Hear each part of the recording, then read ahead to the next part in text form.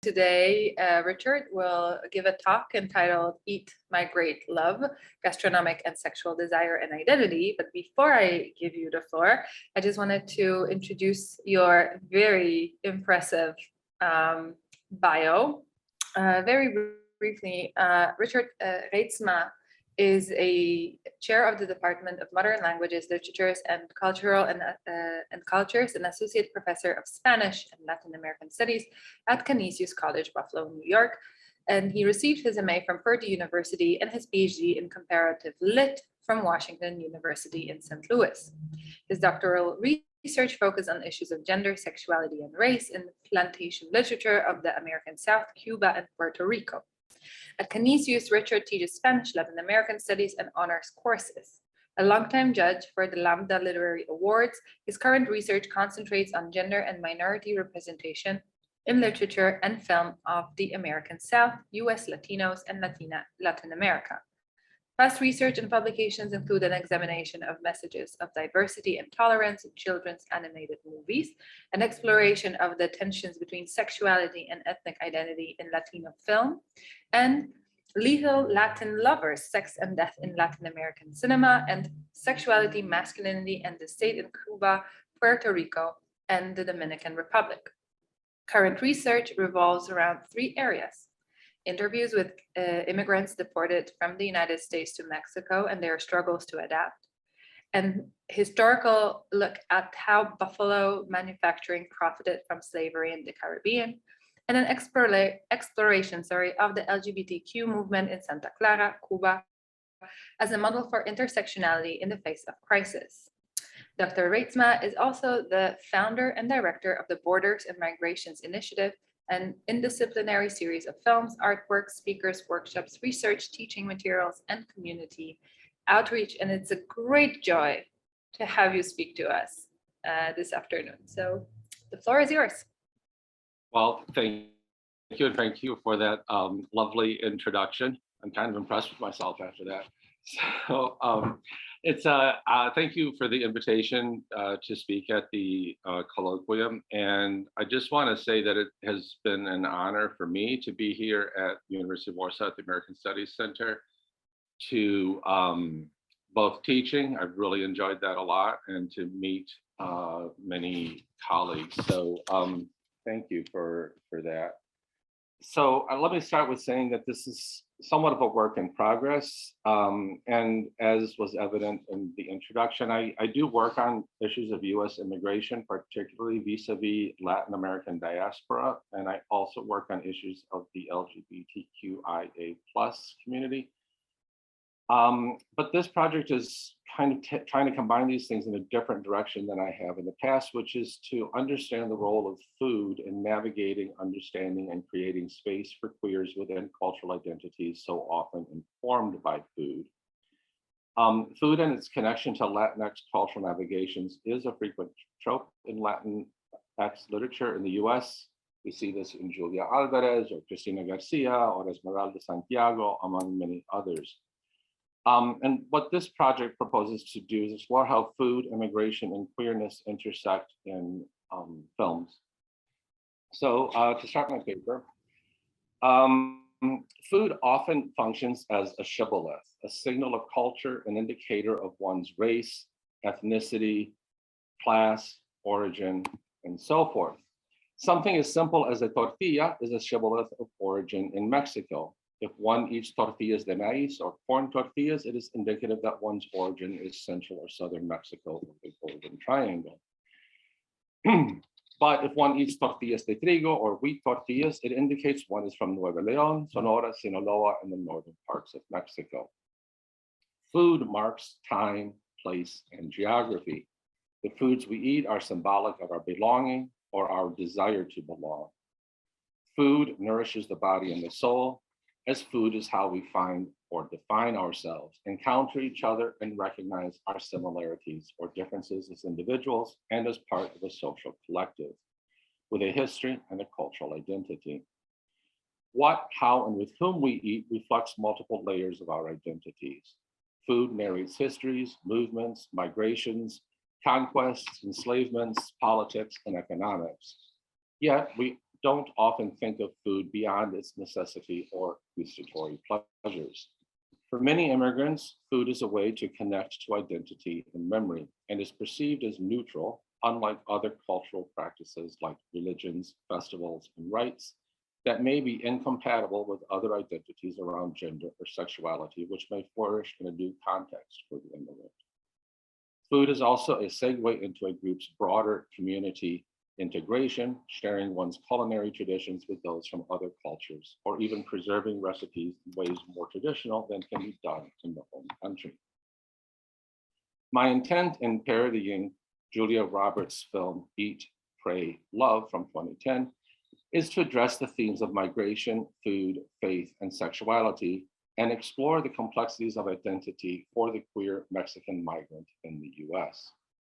The Roberts tale is one of white privilege, which allows her to travel the globe in search of gastronomical satisfaction, spiritual healing, in order to lead the protagonist finally to a space of love. And that's all cool if you have the means to navigate the world through cultural, spiritual, and gustatory consumption.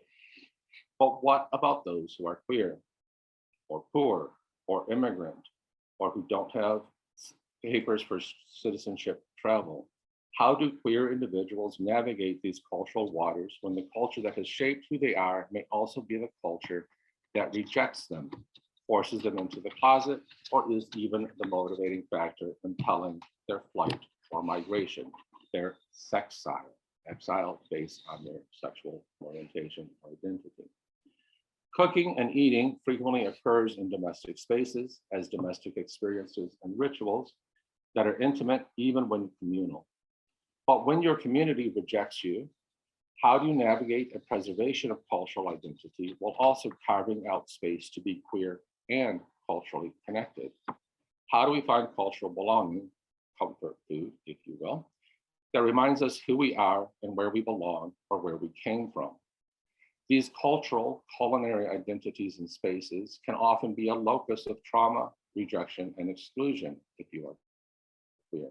I want to explore this navigation in the following films about Mexican Latinx migration to the US, which are framed by narratives of food, looking at The Garden Left Behind from 2019, The Day Laborers from 2003, La Mission 2009, and I Carry You With Me 2021.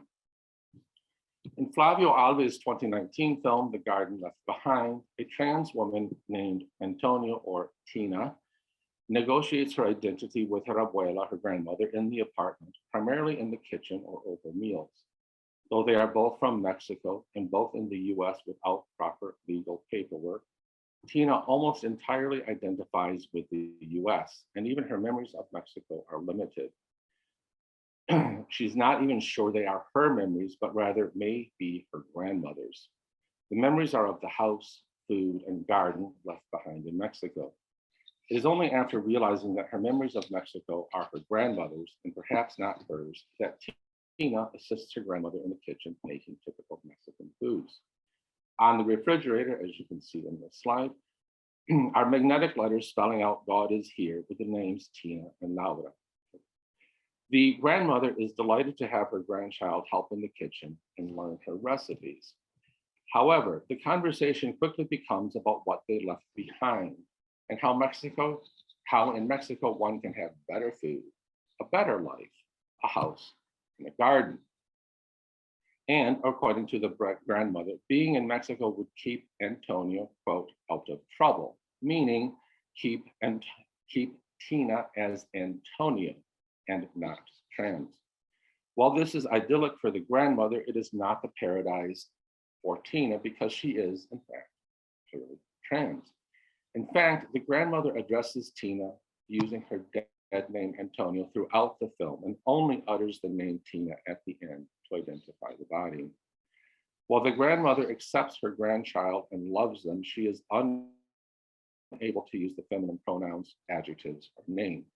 This tenuous space of negotiation between Abuela and Tina around her gender reflects the equally tenuous question of Tina's status as a person residing in the US with irregular status, as a trans person and as a Mexican American who thoroughly identifies as American. I want to just note here in the opening scene, which is Antonio Wake Up, we notice that the grandmother uses the masculine name that Tina no longer identifies with. And the pillow that she's holding has the image of the Virgen de Guadalupe. And this is important because the Virgen de Guadalupe is a syncretic symbol melding together the Catholic Virgin Mary symbol with the Tonancin, the indigenous mother goddess symbol. So she's a symbol of syncretism. She's a symbol of transgression. She's a symbol of transformation. And we'll revisit this throughout the films, the function of Tonancin and La Virgen de Guadalupe as perhaps a symbol for more modern transformations and cultural melting pots, if you will. As mentioned throughout the film, Tina and Abuela's relationship is almost entirely negotiated around food, cooking, and eating, during which scenes Tina is always Antonio to her grandmother. The intimacy of cooking with her grandmother while evoking memories of Mexico is complicated as it reaffirms a cultural identity to which Tina has tenuous connections, and complicates her gender identity, which is equally tenuous and precarious. Chris, seen here in the picture above, who murders her at the end of the film, is also seemingly in love with her throughout the film, but disgusted by his love for her. Or, and this is unclear in the film, perhaps he identifies with her. We notice at the beginning of the film, he has long hair and sort of looks at Tina with some sense of, maybe I'm like her. And before he ends up killing Tina, he shaves his head and dresses in baseball uniforms and thoroughly masculinizes himself. Okay? So Chris, who murders her at the end of the film, only ever interacts with her in the bodega he staffs, generally in the context of Tina purchasing food to then cook with her grandmother. Tina is only ever addressed as Tina when having meals with her trans friends, meals which occur almost always in the context of Tina's emergent political transformation into a trans activist, slowly coming to see herself as part of the trans community, breaking her out of her isolation as an impoverished Mexican immigrant without legal status. Her public activism for trans rights, however, while it solidifies her trans identity and finds her new community, puts her in legal jeopardy in the United States through the publicity that ensues. Furthermore, it is worth noting that these meals are all typically American and generally diner food, which Tina often rejects. This pattern of Mexican food at home as Antonio and American food in public as Tina is only slightly broken once at a meal Abuela makes for Tina's 30th birthday, as we see here, at which several of her trans friends appear. Abuela still makes Mexican food and insists that they pray, but has invited the trans friends into the home space in an effort to understand why Antonio wants to transition. It is noteworthy that she continues to refer to Tina as Antonio even here, but we begin to see an evolution in her understanding. Toward the end of the film, Abuela realizes that her garden of delights is Mexico, but the garden of delight for Tina is not Mexico, but New York City and her transition. This is something that Tina also understands when she realizes that she will be unable to transition due to a medical complication, complicated further by her poverty and lack of health insurance. She purchases a plane ticket back to Mexico for her abuela with the money she was going to use for her surgery and hormone replacement therapies. Tina's inability to transition due to financial and medical impediments parallels her inability to attain legal status in the United States. Though she can pass as a woman to the same degree she can pass as a green card holder, for her, this feels authentic. Her green card is fraudulent, and for Tina, having no access to medical transformation, she feels she is left equally inauthentic as female. Unable to transition, Tina has no garden to go back to, and her life ends when Chris, out of his own sense of self-identification or shame for being attracted to a trans person, beats her with a baseball bat in an all too typical tragedy for trans women of color. And we notice here that his rage ends up in a plea of forgiveness and sort of pietà at the ending scene. It's also important to note that this film was made with a majority of trans people in the cast. The actress was also trans, and who were on the behind the cameras and on the script as well. And it was filmed, or it was created in consultation with the trans members of the team, so that the story was authentic, and they insisted that the ending be this tragic sort of ending. I should also note that the director is a gay Brazilian immigrant to the United States. The next film is Lane Shefter Bishop's 2003 film, The Day Laborers. Has similar cultural negotiations around food and sexual gender identity. The film follows three cousins, Tura, Pio, and Kike, who, when they are close, refer to themselves as brothers. The three cross the border into the US together and stay with their uncle Gilberto, who crossed the border long before. Soon enough, Maria, another border crosser, joins the family unit and becomes Tura's girlfriend. So just so that you're clear here, this is Kike, Tura, and Pio. None of these immigrants have papers legalizing their status in the United States. Once Maria joins the family, food preparation revolves around gendered roles. Food is also the means by which Uncle Gilberto teaches them English, as we see here. Food is also the means by which other people join the family. So for example, when Tura takes an interest in Maria, another illegal immigrant that he meets at the day labor pickup site, he invites her to dinner at their house. When Pio is looking for quick and easy money, he shares a sandwich with someone who turns out to be a drug dealer. The family's conversations about how they are financially surviving or not occur over Mexican meals. Kike, however, takes a job working for West, a gay white man who owns an art gallery, which is hardly the macho work of a day laborer. For this, Kike is ridiculed by his brothers and the other day laborers, with the exception of Maria and Uncle Gilberto, because Kike is the only one bringing in money for the family. Tura and Pio begin distancing themselves from him, claiming publicly that they are merely distant cousins, no longer brothers, judging him harshly for doing unmanly labor for a queer and accuse him of whoring himself out. Kike, however, is the only one who successfully negotiates the non-Mexican world. While Tura temporarily becomes the kept boy of a married rich white woman, and Pio becomes involved in the drug trade, both disastrously lose access to their temporary financial places in society. It is Kike, here in the hat, who, through his relationship with West, obtains legal status for himself and, somewhat fantastically, eventually for the rest of his family, only after they have accepted his queer relationship, a relationship that would never have been allowed to flourish in Mexico.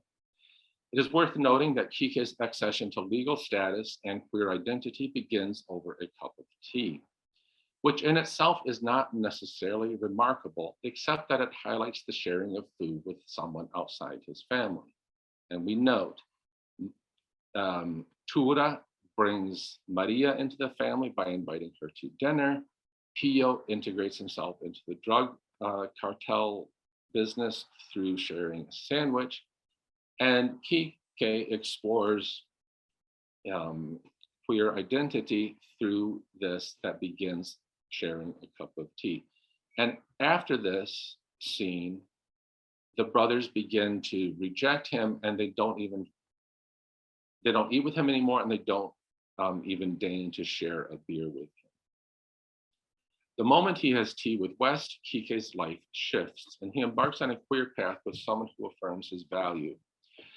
This choice to break bread with West sets him on a path to exploring and accepting himself as a gay man and eventually gaining legal status in the US. Soon enough, Kike stops eating with the family to avoid the judgment of Tura and Pio, who won't even share a beer with him. And here we see Maria, of course, bringing the food, because now that there's a woman in the house, that's her job. And then we see Kike leaving the table, and he never has meals again with his family. Kike navigates his sexuality and his Mexican identity in terms of food. After his first sexual experience with a man, which happens also to be with West, who becomes his partner and facilitates his legal status, Kike is upset that somehow he no longer is the same man that crossed the border. Here's his moment of negotiation when West comes looking for him after their cup of tea, and he makes a decision. Do I go with West or do I stay with my family? And in the other picture there, he's looking back at the day laborers and his family, and he chooses to go with West, knowing the consequences. So they've had their intimate moment. West says, but you're still the same person you were before, to which Kike replies, am I? As the relationship develops and West insists that Kike, who by this time has moved in with him, come out to his family, Kike replies, do you think because you eat Mexican food, you know where I'm coming from? In my country, it's different. My family would never accept it. The only way Pio and Tura, his cousins, become his brothers again is after they hit rock bottom and meet West at the hospital where Kike is recovering from being shot by one of Pio's drug clients. The family accepts Kike and West as both queer and Mexican as part of the family, in large part because they need the queers to help them successfully navigate legal status in the US. In other words, what could not be reality for Kike in Mexico, being queer, is precisely the factor that allows him and his family to be legal in the US and have access to the fraught American dream, which they can then begin to offer to others. Though initially exiled from his family, Kike is reintegrated to his family and is able to find space to be queer and Mexican, albeit facilitated by whiteness through West. But I think it's really interesting that in this film, the only reason, well, not the only reason, because there's a near-death experience, but in addition to that, the other reason that the family accepts him is because they need green cards. And the only way to get the green card is through West. Regarding integration into the American dream, I want to turn next to the 2009 film La Mission. While the characters in La Mission are not themselves immigrants, but rather Chicanos or Mexican Americans born and raised in the US, food, flight, and love are central to the dynamics of this film.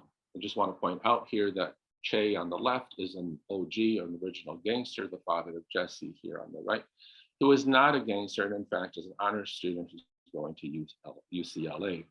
And also it's important to note, if you're unfamiliar with San Francisco, that La Mission is a barrio of Chicanos in San Francisco, and the Castro, another neighborhood in San Francisco that is featured in the film, is historically an LGBTQIA+ space.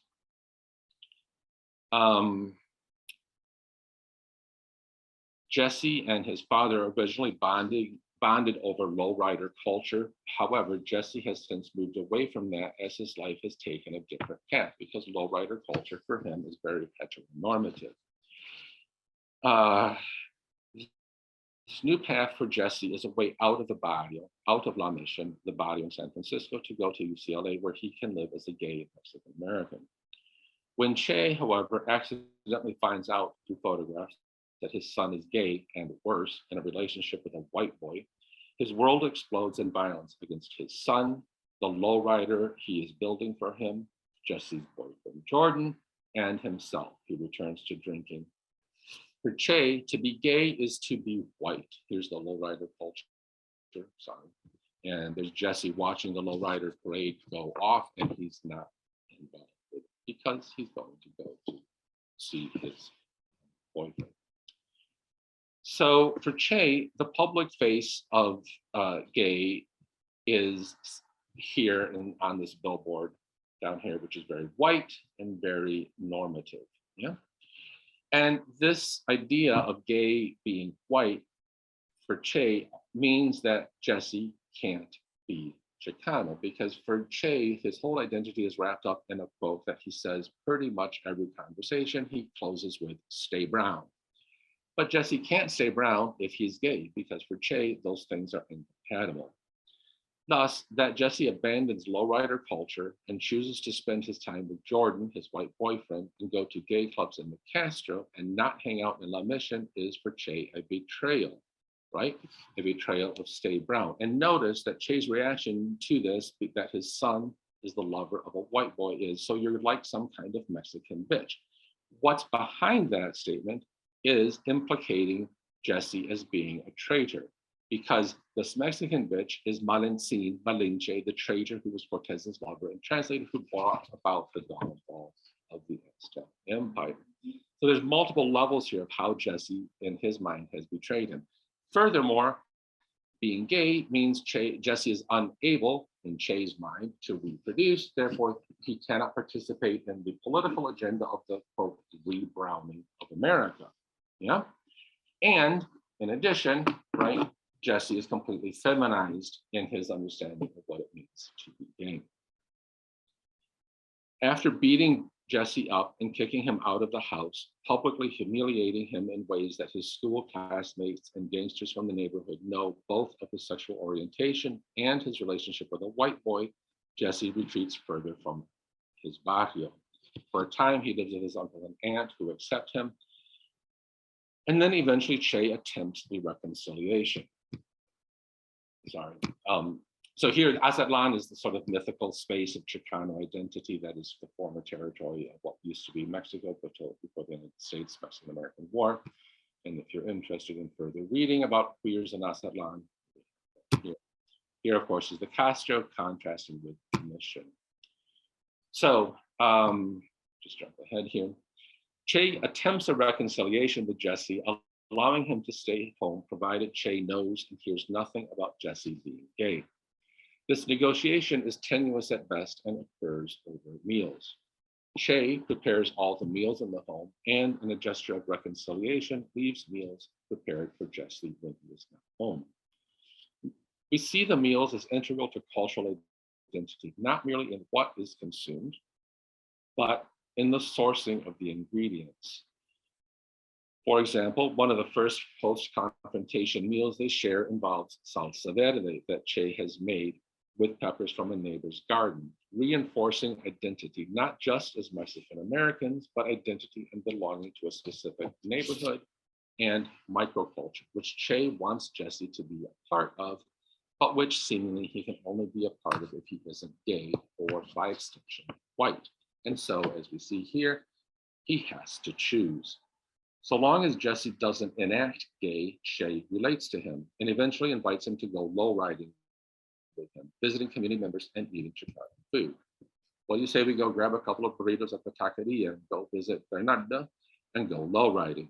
Jesse, however, declines to step back into the traditional cultural activities his father identifies with because it means being straight. Instead, he decides to go see Jordan, and his father is reminded that Jesse is not the son he thinks he is. And with each move Che makes to force Jesse to be his version of Chicano, Jesse moves further away from La Mission. Nevertheless, Jesse reaffirms his identity as Chicano. Oh, let me pause for just one quick second. We notice here that every time he enters and leaves the house, Che is in doing an adoration of La Virgen de Guadalupe and the red roses. This will become important later. But for him, she symbolizes, right, the mixing of cultures and his cultural identity. He has a tattoo of her, and it's the image he puts on the lowrider. This will come back later. Jesse reaffirms his identity as Chicano and Mexican American, however, not through lowriders and not through the Virgen de Guadalupe, but through his T-shirts. Every scene in the film, he has a T-shirt with an emblem marking him as clearly brown, including when he is in white and queer spaces of the Castro and UCLA. For Jesse, it is possible to be queer and to stay brown. Well, for Che, that is impossible. And we notice here he's wearing a T-shirt with La Virgen de Guadalupe. There's another typical Mexican image here at the campus of UCLA. Here's the Aztec calendar. So this impossibility to be brown and queer is also impossible for some of Jesse's peers. After partying in white and queer spaces with Jordan, they return to La Mission and are walking around when they are confronted by a gang of homophobic peers, one of whom who shoots Jesse, again, a queer sacrifice, as we saw with TK and Tina. It's worth noting that Jesse gets shot immediately after a conversation with Jordan about mole and Mexican food as they try to teach each other about their vastly different worlds. Jesse survives this shooting and eventually recovers in hospital, but only after Che has arranged for a curandera ceremony. I want to pause here for just 1 second about the t-shirts. Here they are in Jesse's first time in a gay club, and we see the bifurcated identity of brown and gay. And it's a little hard to read, but it says, "I am Chicano" on his t-shirt when he enters the club. So for him, he reaffirms both being gay and being Chicano can coexist in the same space. Here's the curandero ceremony trying to heal Jesse. However, after this scene, Che violently attacks and threatens Jordan in the hospital, and Jesse leaves and lives with Jordan in white LA. Che refuses to accept that Jesse can stay brown and be gay and abandons him to whiteness, feeling that Jesse has betrayed his father and his culture. The result, however, is Che's complete self-destruction through alcohol until he sees an indigenous ceremony responding to the gang-related shooting death of the boy who shot Jesse. This moment of healing allows him to reconcile Stay Brown with Go Gay through his love of his son. It's important to note that Che's negotiation of his relationship with his son and his culture, which for Che excludes gays and thus his son, occurs in two spaces. One with his friends in the garage in the context of low riding and barbecuing, and one with Lena, a hipster Black woman who has moved into the neighborhood. Here we see Che's garage, the lowrider, and all the emblems of his identity and masculinity, from The Godfather to Clint Eastwood to Cesar Chavez, and of course, William Meat. It's also worth noting that we see Che always in the context of Chicano murals throughout the neighborhood that are all about activism and Chicano identity, or La Virgen de Guadalupe, as we see here, warrior culture. Yeah? In case we were unaware, La Virgen de Guadalupe and indigenous rights. The conversation among Che's peers over barbecues and fixing their lowriders reveal, however, problematic issues of masculinity, which for many of them results in unhappiness they are unable to acknowledge, though there are exceptions to the uncle. Meanwhile, his conversations with Lena, who works with women survivors of domestic abuse, are more therapeutic and healing. And he goes to her and not his peers when he finally hits the rock bottom of self-destruction, drinking and destroying the house. It's notable that his relationship with Lena starts over a plate of chocolate chip cookies. The point is made several times, however, that Lena makes them with non-traditional ingredients, grape juice instead of sugar, and oil instead of butter, and so forth. What Che is unable to recognize is that, like Jesse, he too negotiates new relationships in new spaces that are not La Mission specific, that are not Mexican American and not traditional. And it begins with food, prepared by a Black hipster interloper. Che is happily willing to engage in new approaches to food and to think about masculinity in different ways through Lena because he has a romantic and sexual interest in her, but he doesn't afford Jesse the same freedom. Similarly, Jesse and Jordan negotiate different ways of thinking about identity, both sexual and cultural, as gay men of different racial and cultural backgrounds who discuss food as emblematic of Jesse's identity as Mexican American, at the precise moment that Jesse's peers and cultural representatives shoot him for not belonging, enacting a violence his father intimated earlier, claiming his son is dead to him. Jesse's graduation is attended by his boyfriend Jordan and his aunt and uncle, but not his father, Che. The last interaction Jesse has with his family is through his aunt and uncle and revolves around the food she has prepared for him to celebrate his graduation, at Tres Leches food. Once again, food is the denominator of cultural identity, the sharing of which in family and community marks one's acceptance. Jesse leaves La Mission for UCLA, nearly 400 miles south of San Francisco. In his absence, Che completely self-destructs. In the house, when Che is at his lowest point, the normally fresh and red roses offered for the Virgin are now withered and dead. While Che sees La Virgen de Guadalupe as Tonantzin, as a bridge between the clashing cultures of the Aztecs and the Spanish, a syncretism from the past that defines him and his culture, he is unable to see the Virgen de Guadalupe as also a bridge for modern culture clashes between queer and Chicano. It is only when Che is able to see his son as someone who, like the Virgen de Guadalupe, can bridge dual worlds of gay and Chicano, Anglo and Mexican, that he is able to heal. Here we see the remnants of the previous death. The film closes with the newly sober Che getting the lowrider he built for his son to go low and slow, to see Jesse and deliver the lowrider decked out with an image of Tonantzin, Virgen de Guadalupe, finally realizing that one can stay brown and go gay. The final film I want to discuss is the 2021 film, I Carry You With Me. This film is a drama based on the real life story of a Mexican gay couple, Ivan Garcia and Gerardo Zabaleta. Two men from different regions in Mexico who met in the 80s in Puebla, flee to the US, and though they are part of the migrant precariat, establish themselves in New York City with some significant economic independence, but without legal status. Unable to leave the country to visit the son of one of them that we see here the last time they see each other, their grandchild, or even their dying parents, for fear that such a return will mean they are permanently barred from the entry. Their love relationship defines the film, and their personal journey of sexual discovery is painful to witness as they navigate and flee from the confines of machismo in Mexico. Ivan's father is also involved with food, as he is a street vendor of tamales, and his mother is a seamstress. And there's a scene in the film where he actually tries on his mother's handiwork of quinceañera dresses. Gerardo, however, is from a well-to-do landowning family in Chiapas. He flees his abusive father and family who reject him because of his effeminate ways. There's one scene that we see here where his father, bothered by town gossip of his effeminate boy, abandons the 8-year-old child at night in the open fields, telling him to find his way home if he is man enough, though the 8-year-old has no idea what the source of his father's violence is.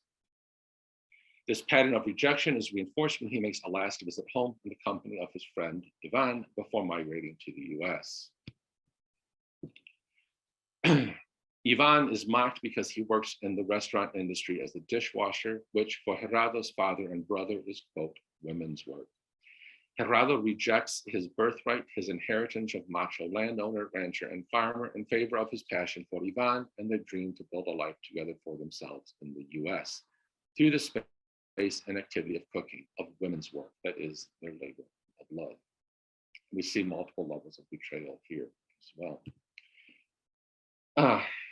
Here's his final decision to reject everything about being a Mexican landowner. The two young men meet and become lovers in a clandestine gay club in Puebla, which is in an abandoned religious institution, as we see here. That they meet in Puebla is important for several reasons. Puebla is an exceptionally conservative bastion in Mexico. Meeting in Puebla also reminds us that both young men are internal migrants before they are external migrants. They are already sexiles in Mexico, having fled their individual backgrounds in order to survive as gay men, as neither of them are poblanos. Ivan is from Mexico City to the north, and Gerardo is from Chiapas to the south. Most importantly, the dish that Ivan creates to woo Gerardo is a dish peculiar to Puebla and symbolic of the city and its history, chiles en nogada. This dish is a regional specialty with fiercely defended variations by region and family of, quote, the right way to do it. Its regional connections to Puebla are worth noting from a geographic as well as an historic point of view. Geographically, the fruits most frequently incorporated into the dish grow on the skirts of the Popocatépetl volcano in Puebla, where the climate is more similar to that of, say, Buffalo than to the rest of southern central Mexico due to the altitude. There's actually snow. The dish is often tied to Mexican independence on September 16 and Mexican identity, particularly Puebla. Because the ingredients become available in September and the colors coincide with the Mexican flag, and the story is that it was prepared for the visit of the independence leader and future Emperor Agustin de Iturbide, who visited Puebla after the Treaty of Cordoba, which ended the Mexican War of Independence. The intimacy of the elaborate creation of this dish over a small burner on a rickety stove in a shabby apartment is an act of love by Ivan for Gerardo, as well as an expression of his love for his country, both of which carry him through to success in the US. The chiles en nogada that symbolize Mexican independence and are intimately tied to national and regional identity also identify Ivan as a talented chef and set him free as a gay man to pursue a free life, but in exile. It's important to note that Ivan, the aspiring chef, is unable to get work as an actual chef in Mexico, relegated to washing dishes due to systems of patronage, though initially in the United States, it's not much better. In his home country, he's excluded from the act of love, both cooking and loving a man, that are things that make him eventually succeed in the US.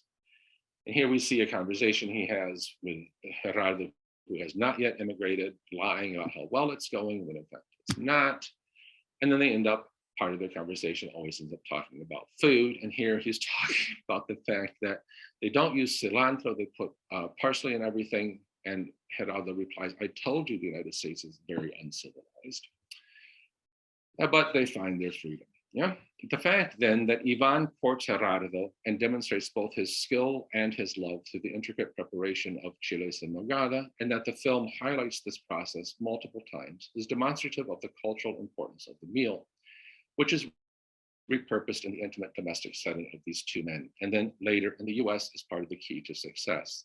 One of the signature dishes at their restaurant in Williamsburg, New York, Mesa Collaco and Zona Rosa, both of which have curious names, and I can answer that questions later. The restaurants serve typically authentically Mexican fare, including nopales, mole, and huitlacoche, in addition to chiles en nogada. Eventually, Ivan's culinary love is allowed to flourish in New York, affording them financial security, but at the cost of never being able to leave and return home, even for a visit. Their love is allowed to grow and flourish in ways it never would have in Mexico, where they had to remain shamefully closeted, shunned, and rejected. They also participate in new cultural practices in New York City, such as gay pride. Here. They retain other more traditional cultural practices, particularly around the veneration of the Virgen de Guadalupe. Here they are, these are the real people opening their restaurant, dedicated to the immigrants that have all come before them. They continue to venerate the Virgen de Guadalupe, which is integral to their cultural identity as Mexicans and as immigrants, and particularly as immigrants without papers.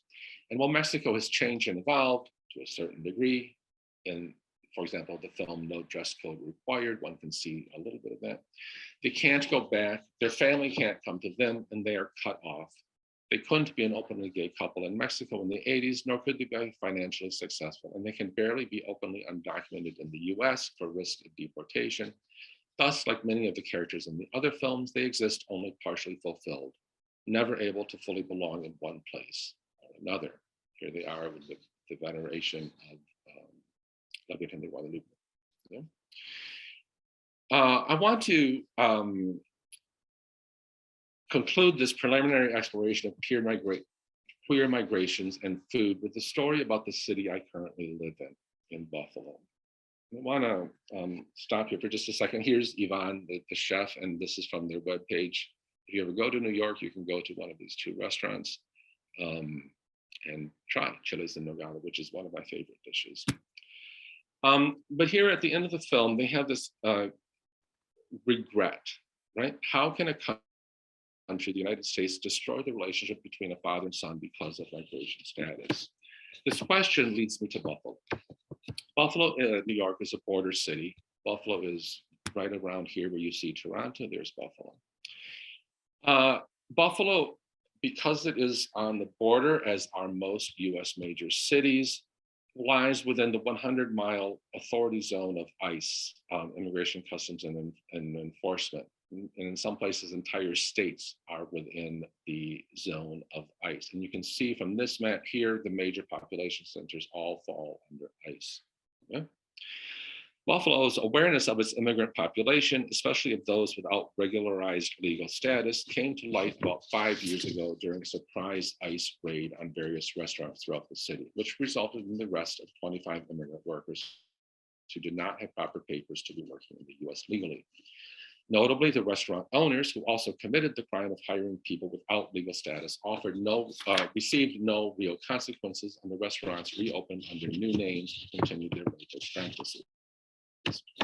The raids galvanized some sectors of the city into recognizing its local population and how such raids tore families apart. Seeing parents deported while their children who have birthright citizenship if born in the US were left bereft, and entire communities were devastated by the arrests and deportations. To this day, however, most Buffalonians are unaware that the entire city falls under ICE legal jurisdiction, nor are they aware that we have an immigration court in the city and that we have a federal detention center 45 minutes from the city. I mention this to contextualize on a personal level the question of migration, but also because the raids occurred in the context of food and food preparation, in spaces designed to cater to the culinary pleasures of primarily white consumers who are free to eat, pray, and love in these spaces and over these meals, while those who prepare and serve the food are not. In the United States, we continue to celebrate the culture of immigrants, particularly through food, while at the same time rejecting those who prepare the food and for whom the food is an integral part of their culture and identity.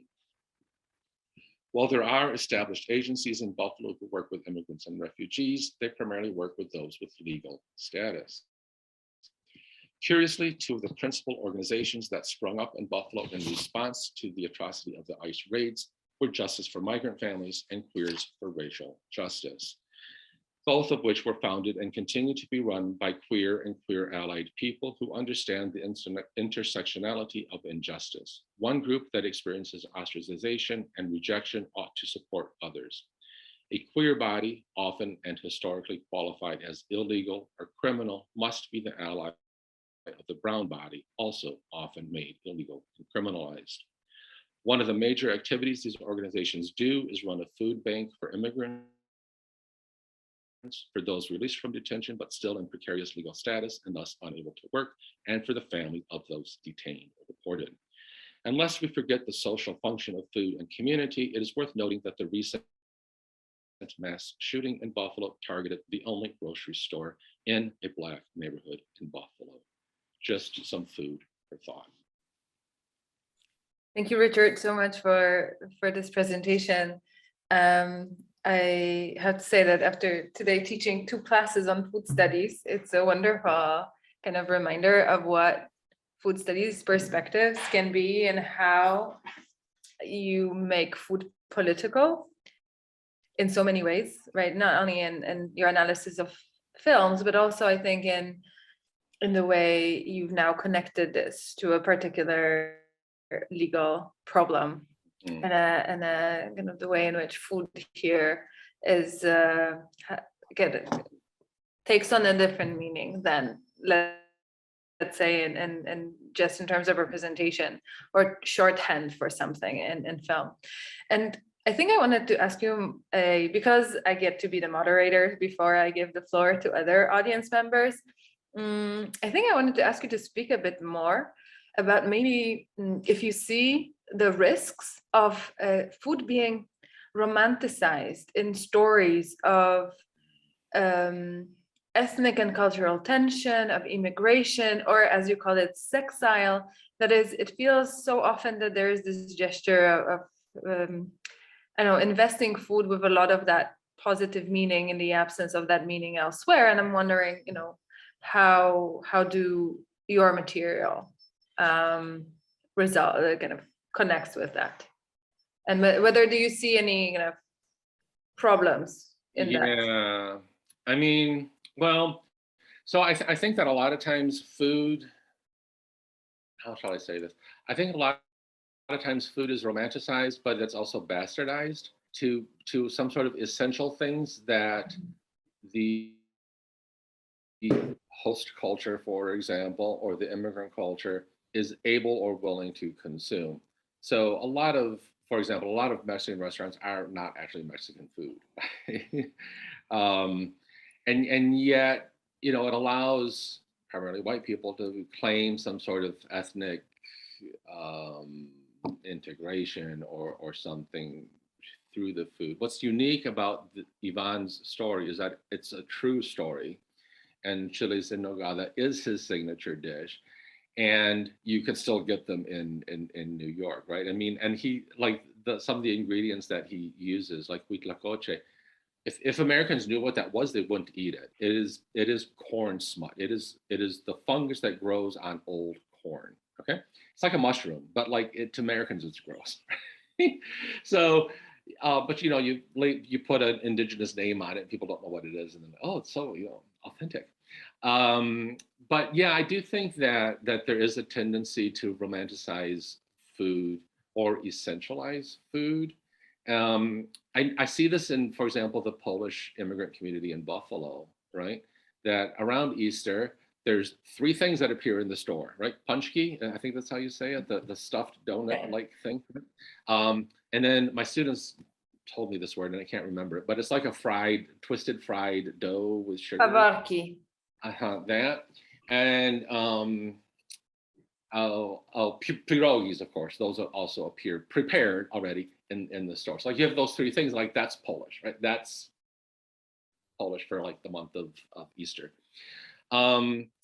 But those things also, they're romanticized, they're frozen in time, and they're also separated from, in some ways they're separated from culture, like they're frozen in like in amber, another Polish thing, right? They're like sort of frozen in amber. And I think though also we're unaware of why we have the food we have, and we're unaware often of the bloody history behind it. For example, like Americans are like, oh, corn is so, I'm like, yeah, corn's from Mexico, or tomatoes were from south of the border. In fact, the word is Aztec, so is the word chocolate. So I think that we have a way of appropriating and then romanticizing and then bastardizing them, so that they're disconnected from their history, and then they don't mean the things we want them to mean. And I think that's evident in the Julia Roberts film. Like her consumption, like where did she go for food? Italy, right? And it's essentialized down to spaghetti. So like, I mean, it's cool and whatever, but like I think it's so disconnected from the cultures that produce these things. And if I can just digress with a very quick story, but I was in Gdansk, Wrocław, sorry, Wrocław, and discovered a Cuban restaurant, and I have been missing Cuban food. So I checked it out. The guy who runs it is Cuban, and I ordered my favorite Cuban dish, which is ropa vieja, which is translates as old clothes, but it's a shredded beef dish. However, he made it with pork. I'm like, dude, you're in Poland, why are you making this with pork and not beef? Because he immigrated from Cuba only 13 years ago. Well, since the revolution, beef is so scarce in Cuba that the dish, even though it's shredded beef, is now shredded pork. And so that's the dish that he has now brought to Poland as authentic Cuban food. But in Miami, it's still going to be shredded beef. I just thought that was sort of interesting how a traditional dish has sort of metamorphosed based on when someone immigrates and where someone immigrates to or from for them. So. Yeah, and pork is like the dominant meat in Poland, so it like also caters to the kind of meat-eating audience. Exactly, right. I just found it so endlessly fascinating.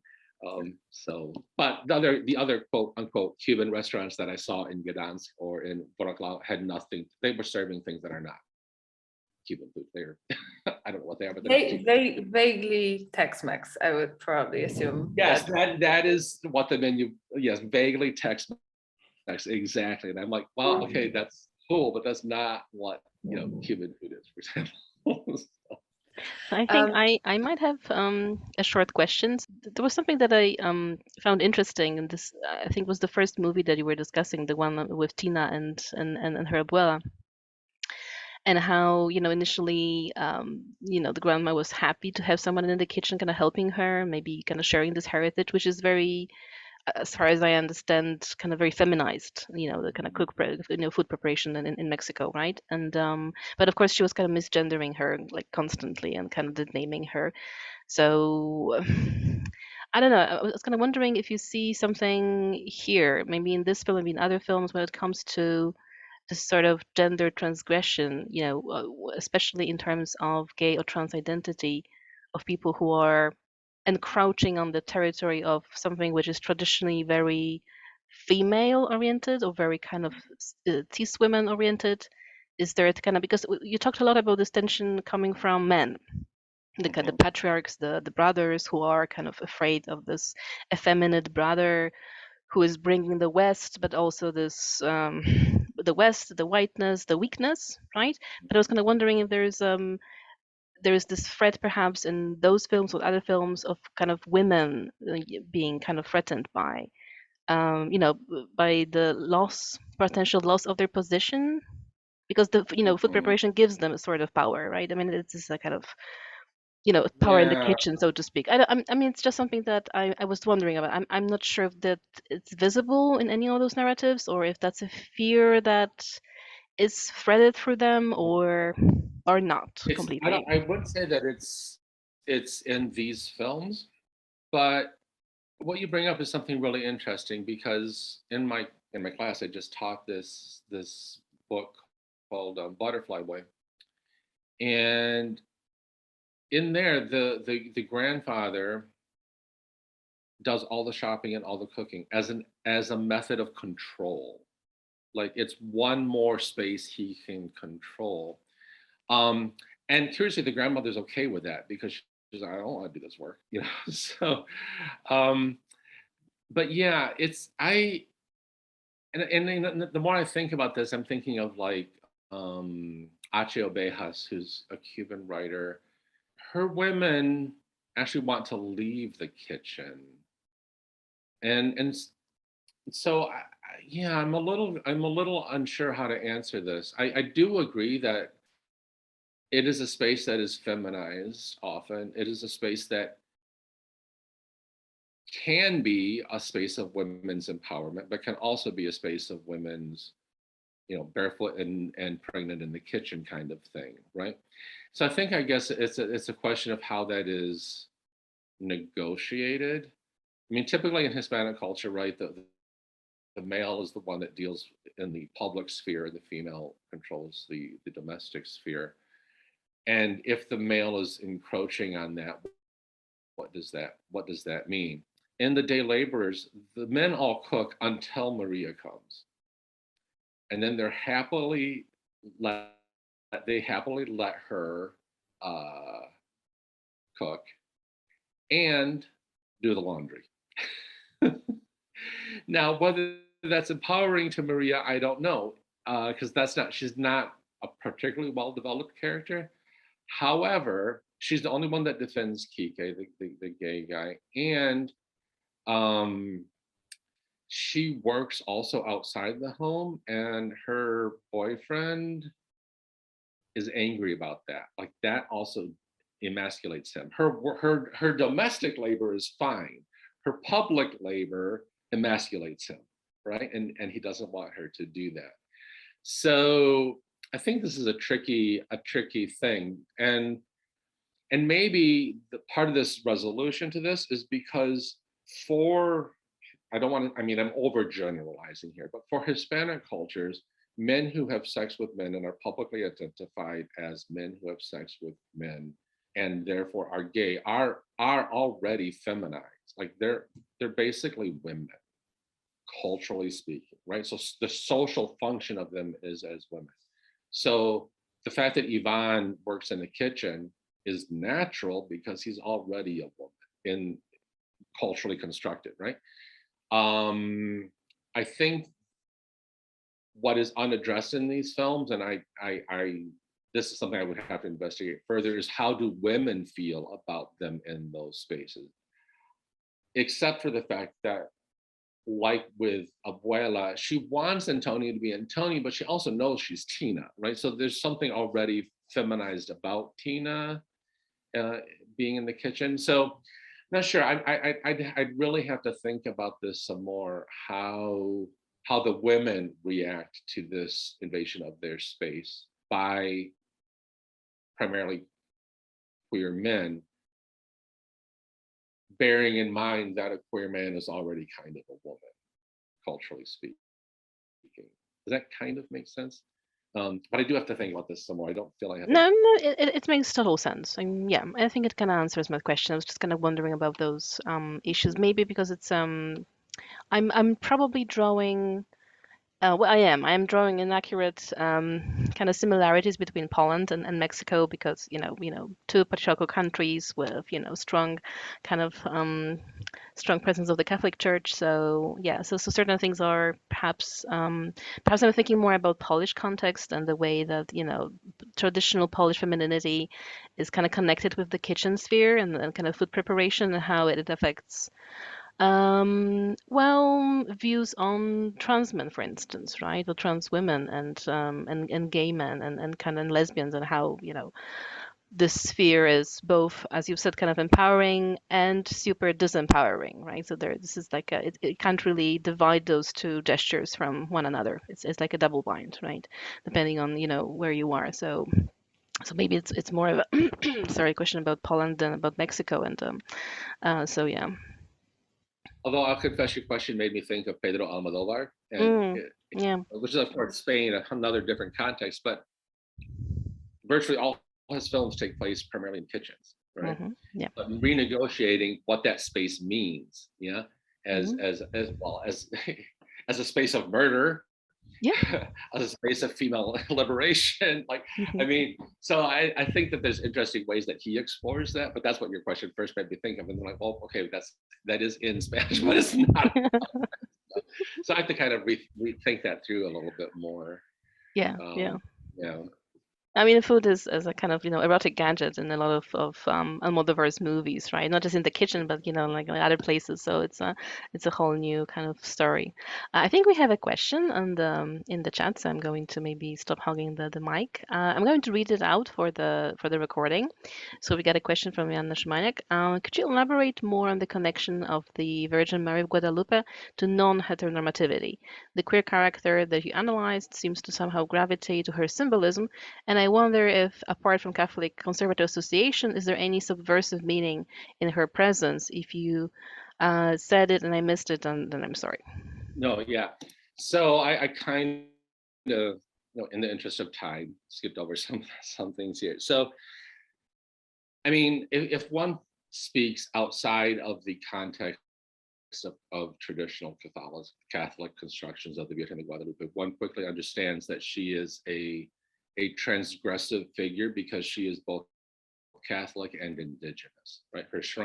Her appearance occurred on what used to be the shrine to Tonantzin.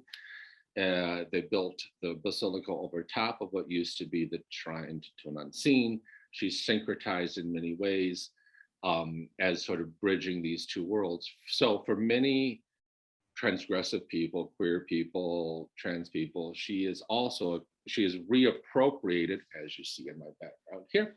She's reappropriated, I think, as a queer symbol because she navigates apparently opposing worlds.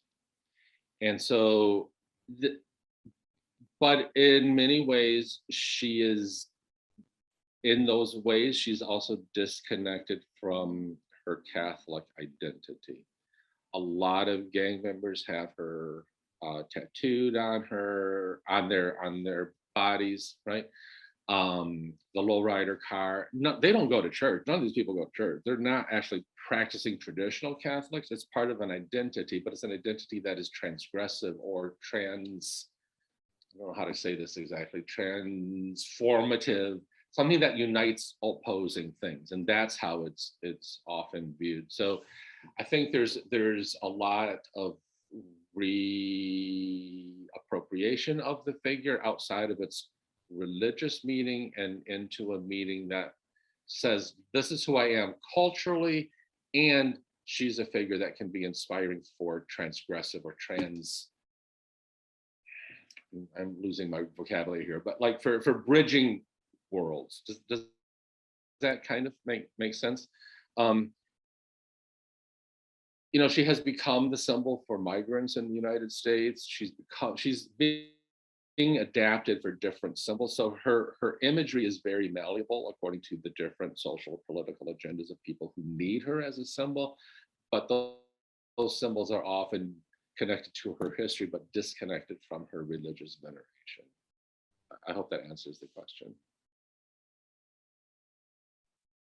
Thank you. I love the reclaiming of various symbolic figures for queer and subversive purposes, and I think that there is an art project for kind of the Polish lineup of icons that could be definitely remade in that way. Can I ask you to speak a bit more about the kind of last part of your talk, and that is this the deportations and the kind of connection, I think, maybe between illegal or sorry, not illegal, but non-documented persons who so often, this is my anecdotal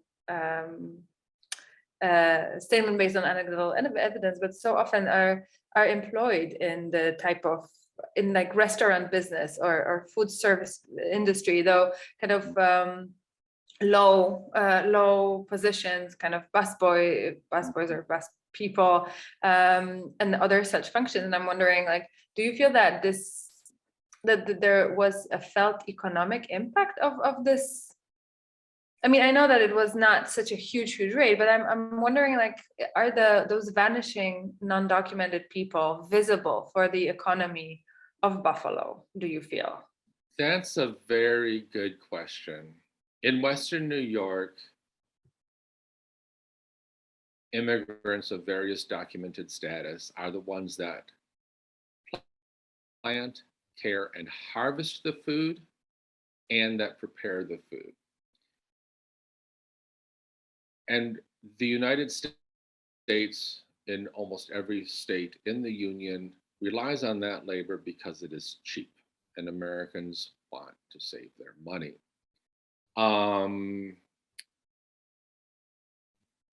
At the same time, and so arrests happened in the restaurants. There have also been arrests in the countryside where the labor of the food production itself also happens. But I guess my answer to that is there's still so many more to replace them that I don't think there was. And there's no financial penalty that I am aware of that has happened to any of these places that have actually broken the law by employing them.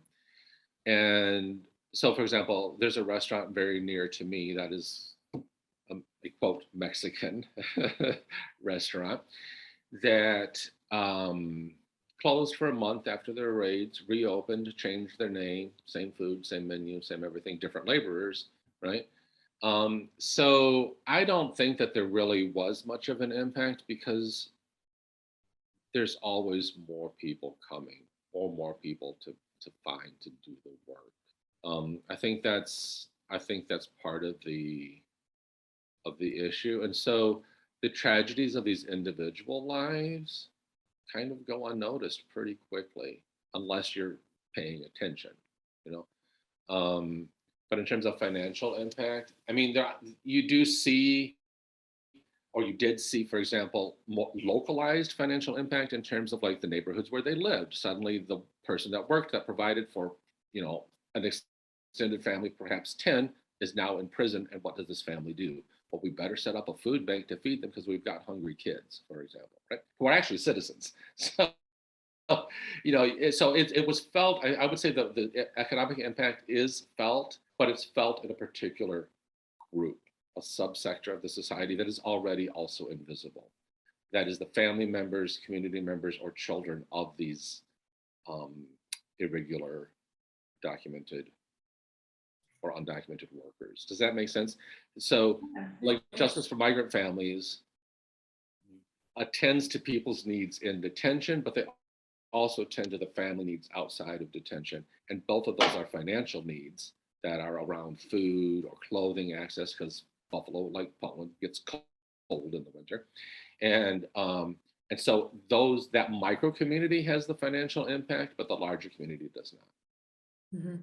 Yeah, and it's obviously another thing that for the larger community is easy to decide not to see, right? Like even if it Absolutely. stares you in the face, I cannot think of, but the parallels in European food economy with the various tomato mafias and other food production mafias that like you exploit refugees, right, in the south of Europe as basically almost a free labor, right, that is being just shifted from one seasonal farm to the other to pick up the tomatoes or whatever asparagus or whatever else is being collected at a time. Yeah, it's sad to me. I'm 54. When I was 14, I first worked in the fields alongside immigrants.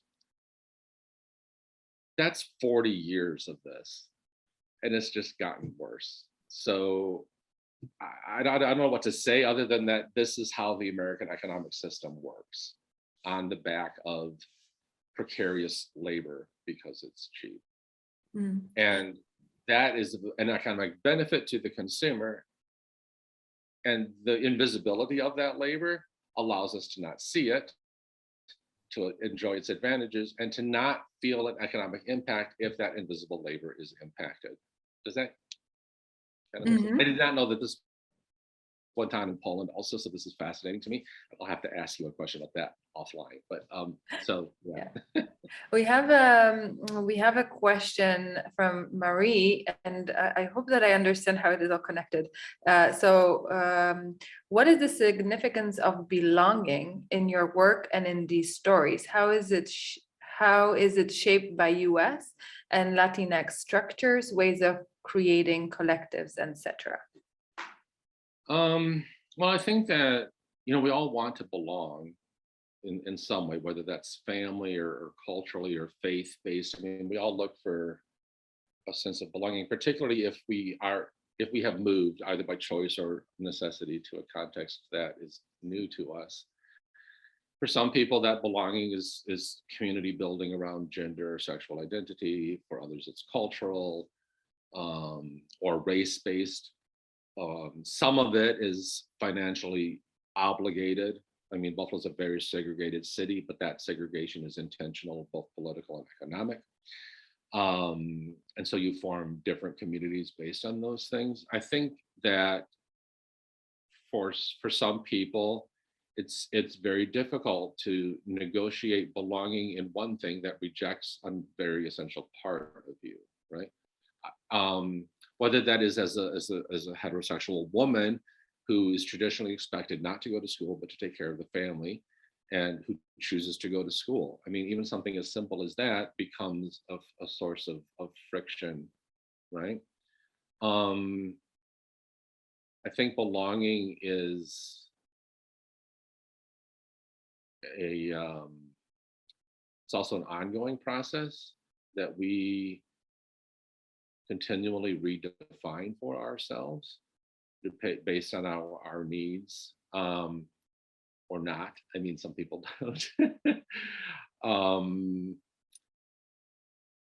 I think it's particularly acute when there is a economic and social impulse towards assimilation into a culture that is in many ways very different from the one that you are coming from, and into a culture whose cultural arbiters and structures are structured around particular constructs of, say, whiteness, that if you can't assimilate into that racially, that's even harder to navigate. I don't know if this makes sense, but it's one thing to be a European immigrant into the United States. Your assimilation is relatively easy. It's another thing to be a brown or black body and or brown, black, and queer body, or indigenous brown, black, and queer body, to find a way in that allows you to be both part of. And this is why for many people within those communities, it's a question of of being viewed as neither nor, but wanting to be both and. Does this make sense? That they are neither American nor Mexican, because both of those groups reject their authenticity. Neither, also because of their being queer, and queer is not allowed in X, Y, or Z. But what they're arguing for is that it's not about being on the hyphen of choice, it's being both and. And I think that to me is the interesting conversation that these people are trying to have. And that's how La Virgen de Guadalupe functions. She is both Tonantzin and La Virgen de Guadalupe. She's both Aztec and she's Spanish. And so I think that the belonging is trying to be both and as opposed to neither nor. Because the choices presented to people is you're either this or you're that. And when you're neither of those things, you don't have anything, right? And so I think that that's the negotiation. I hope that answered the question. Okay, let's hope. Yeah, it seems that it does. Okay, we have kept you all here for quite a while. So it's a sad moment for me, and I think for Agnieszka, to say goodbye. But first of all, I wanted to thank you, Richard, for, I think, giving a wonderful ending to an entire semester, in fact, a year of Colloquium talks that we co-organize with Agnieszka Kotwasińska. So first of all, thank you for a wonderful talk and discussion. And also, I think I can also thank you, Agnieszka, for helping me run this show. And I thank all of you who, despite the fact that it's June, the semester is ending, you are also here coming to the talks. It means a lot to us all. And I can only hope that we will see you in some form, online or offline, next year. And I hope, Richard, that this is not the last time that you're speaking to our audience, because we want to know how the project develops. Well, thank you. Thank you for the opportunity. And I very much appreciate it. I'm very honored to be here with you all. And yeah, thank you so much. I've enjoyed my time in Poland. I'm extending it. So yeah, it's a good sign. So, and I hope I am welcomed back, because I would very much like to participate in other possibilities with you all. So thank you very much.